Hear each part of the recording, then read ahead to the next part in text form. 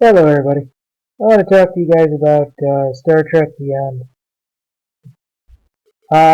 From what I'm reading on Geek Nation, there's a Star Trek Beyond trailer to play in front of Star Wars Force Awakens.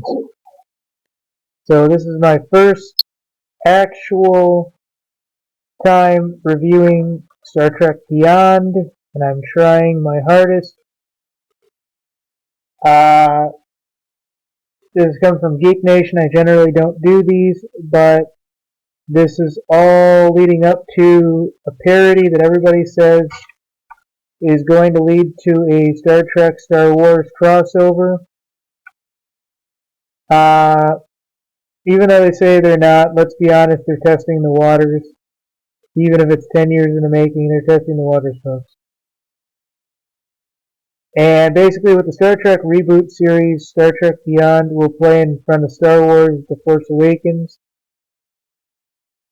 And this is going to be awesome. I mean, I love the Star Trek last two movies. I really do. I don't really care too much for J.J. Abrams' works. Uh, Bad Robot I do, but J.J. Abrams to me, his movies are touch and go, but I really do like Star Trek as far as, the originals, and Khan is going to make an appearance via John Harrison. Um,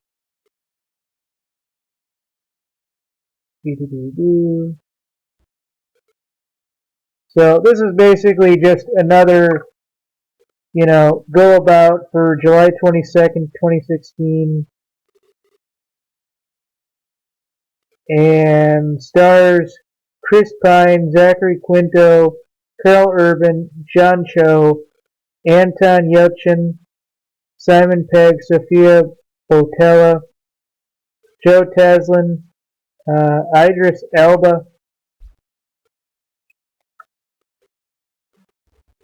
and it just goes on and on and on, folks. I mean, the idea that they're actually, well, of course they're going to always put out another Star Trek. I mean, Star Trek is a franchise that I don't think is going to get old anytime soon.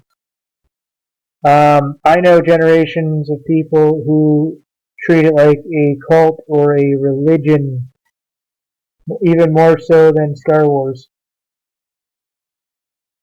And so much of our technology today is thanks to the Star Trek franchise. I mean, you know, 1960s, 1970s is when Star Trek actually came out.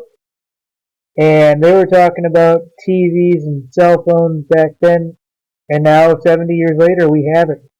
I mean, who's to say in 70 years more, teleportation will not become an everyday, existence? I mean, we have companies now, and I won't go into politics bandwagon much, but we have companies right now that are working to go in and be involved in the International Space Station and perform astronaut duties.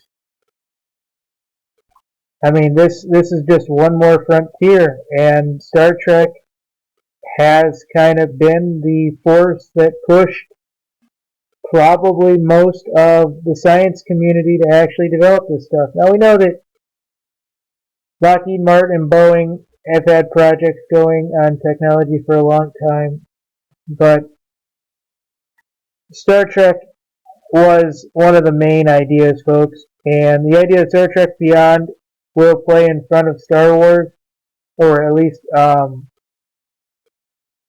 will play a trailer in front of Star Wars, means they're trying to test the waters, folks.